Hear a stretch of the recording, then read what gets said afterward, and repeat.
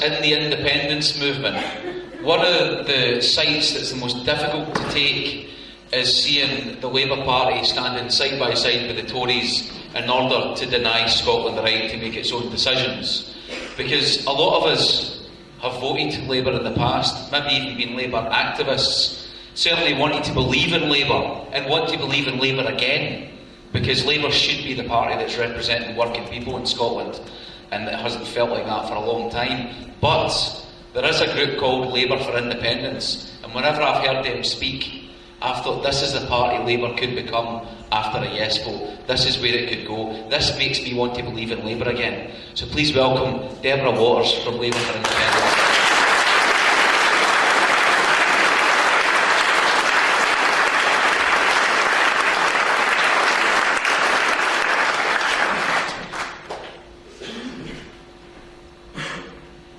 Alright, troops. Hi, my name is Deborah Waters and I'm from Labour for Independence. And you maybe see some articles or hear some reports or vicious rumours on Twitter that we don't exist or that we're an SNP front, and I can tell you that we definitely do exist, and we're happy to work along with the SNP, the Greens, the SSP and anybody else that we can to help make Scotland independent, prosperous and happy. Now, first of all, I'd also like to say thanks to everybody for coming in on a lovely sunny evening, especially with the terrible fishy rain that we've been having recently. It's really nice to see the sunshine, so it's doubly nice that everybody rocks up here and sits down to listen to us waffle on about politics. It's fantastic to see, so thank you very much, first of all, for coming along. I'm going to talk to you about three things tonight. I'm going to talk to you about what independence is not, and then I'm going to talk to you about what it is, and I'm going to ask you if you can vote yes. Independence is not about ancient history. It's not about blue faces. It's not about kilts, although that was a cracking film. It's not about tins of shortbread, wee small dogs. It's not about castles, battles long gone, and it's definitely not about sports, religion, royalty, towns, mountains, islands or villages. While you're at it, forget about languages, accents, flags and oil wealth. This is about democracy. This is about self-determination. And this is about building a nation for us, for our children, and for our grandchildren and great-grandchildren.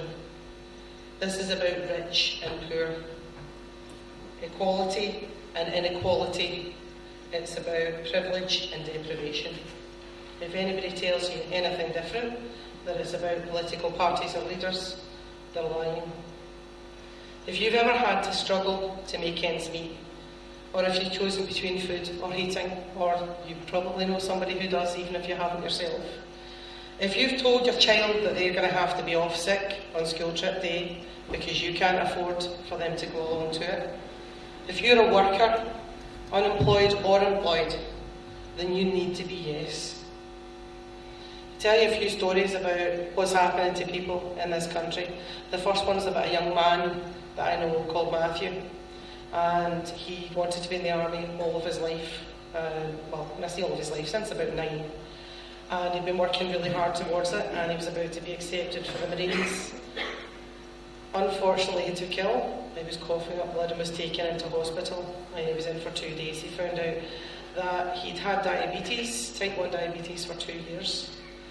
Unfortunately, he was also on job seekers allowance. And when he went to them, just 2 days after coming out from hospital with his dreams completely shattered and his future totally blanked out, with a letter from his doctor and his consultant to say where he'd been and why he had missed an appointment, can anybody guess what happened? Yeah, he gets sanctioned for 3 months. Luckily, he has parents that can support him, but not so many other people are that lucky. And you've all heard stories about masses of suicides, about the deaths, about people being kicked off of benefits and being told, no, you're well enough to work.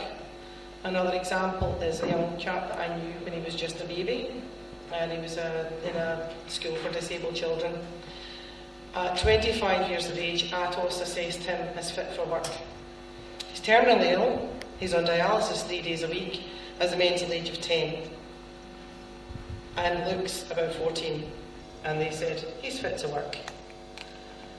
When you hear about things like that happening to people, and you hear about the poor, the downtrodden, the ones who can least afford to be battered, they are the ones that are getting battered most. Problem is, we can't change it. Not just now. We've been told that we have a democracy. And we turn up to the polling station and we do our duty. And we mark down our X and nothing changes. Well, not nothing, it gets worse. They were supposed to be eradicating child poverty by 2020 and they've now been told not only are they nowhere near it, but it is now worse than it was when they started. So why doesn't it work?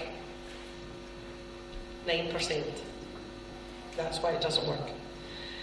We have 9% of the UK vote, the whole of Scotland, all 5.5 million of us. We have 9%. So no matter how hard we press down the pen in that polling station, it still won't change anything.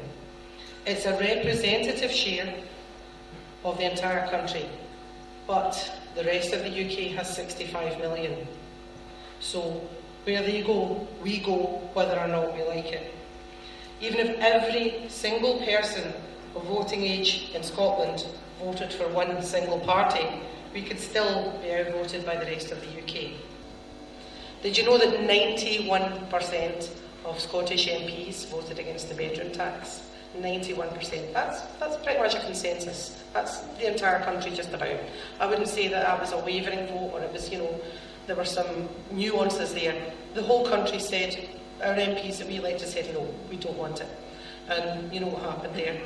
Similarly, high amounts of our MPs voted against the sale of Royal Mail, the freeze in child benefit, and also the changes to pensions for people in the civil service and other services. Again, every single time we were outvoted by the right wing that is Westminster. So, clear majorities of Scotland use our democratic vote, and we get nothing for it. We might as well tell our MPs to stay on the train, head down to Brighton and go for a donkey ride, because their presence in Westminster has about as much use as a donkey ride. We had a chance, we've got a chance now for a fairer Scotland. We've got a chance to make Scotland more prosperous and more equal. So who could refuse, who could say no to that? The Labour Party, unfortunately, my party. We've got a chance of a true democracy, and the party that's supposed to look after the poorest people in society, the party that's supposed to be representing the workers, the champion of workers' rights, decided no. Now, they didn't have a vote within the party, they didn't poll anybody within the party. This was a top-down, imposed diktat from Westminster Labour. They have the most to lose.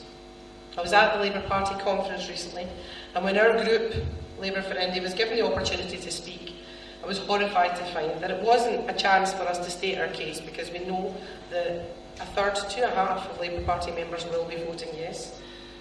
But it was 2 minutes of hate, where organised attacks on us and accusations of betrayal were encouraged. This was hurtful and disappointing from my brothers and sisters, but it will not deter me. I was happy afterwards when people started to come up and talk to me and say, I'm with you. I'm actually going to be voting yes. But I can't really say it, but I can't come out because my dad, he's a councillor, or a mum, she's an MSP, or somebody has a job in the Labour Party. So to save their jobs, and to save their careers, and to save the hope of their careers, they're going to sell everybody here out. And you know they're selling you out when they're in bed with the Tories. When would Labour ever have a pact with the Tories? Not in anybody's lifetime that I know of. So it became a place where comrades were too frightened to speak the truth. It slid so far to the right that this pact with the Tories was not only conceived of, but put into action. And this was for personal gain. It was for the gravy train, and it was to keep people that they wanted to keep in jobs and keep power where they wanted to keep it. Nobody ever gives up power easily, and Westminster is definitely not going to give up the power easily. But by refusing to engage, they have done us a disservice. They have done the people of Scotland out. SNP brought out the white paper, and while that is a good blueprint for an independent Scotland, it's not the be-all and end-all of everything, and there are several things that I would probably pick holes in. The Jimmy Reid Foundation, I don't know if any of you have read it, brought out the Common Weal, and that's a fantastic document. Again, there are things that I wouldn't quite agree with, or things that I would maybe change a little bit. The Labour Party have brought out nothing, absolutely nothing.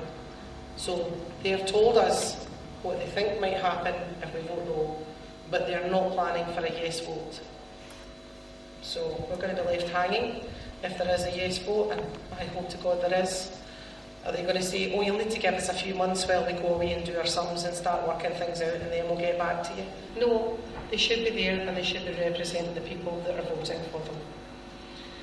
So I'm looking for a commitment from the Labour Party, which I probably won't get, but hopefully, if we get a yes vote, I will, to bring back Clause 4, to re-rationalise the rail system, to buy back Royal Mail, to start investing in the people of Scotland, young and old, to start investing in the future of Scotland. I want us to be nuclear free. There shouldn't have nuclear weapons. These things are outdated, these things are outmoded. Aside from the fact, who's going to start a nuclear war nowadays? They are simply horrific, and they should never have been allowed in the first place. Everybody else is disarming. I think there are only now 6 countries with nuclear weapons. I'd like to join the rest of the world, please. Thank you very much. I am tired of being told that people that get benefits are scroungers. How many people do you know worked all their life, and then when they needed it most, were treated the worst? And I am tired of being told to hate new Scots. Over the last 12 years, immigrants have made a net contribution. That means they've put in more than they've taken out. And we only have 5.5 million people. That would be better if it was 10 million. We need people coming here, we need people growing the economy, we need people having kids here, getting jobs, paying tax and contributing. And we won't get that if we shut the rest of the world out. That will never happen. The last thing that I am tired of is I am sick and tired of children being born into poverty. It is a disgrace that a quarter of the children born in this country are starting off with no bloody chance. They don't have enough food in their houses, they don't have the right clothes for school, they are stressed out, they can't learn, they can't progress. How can somebody born into poverty with nothing like that go to university? How can somebody that's got the brains push themselves forward? They bloody well can, and it's a disgrace in this day and this age that kids are going without as much as they are. There are a million more reasons why I would ask you to vote yes, but these are the ones that I've given you tonight. I don't want to waffle on for too long.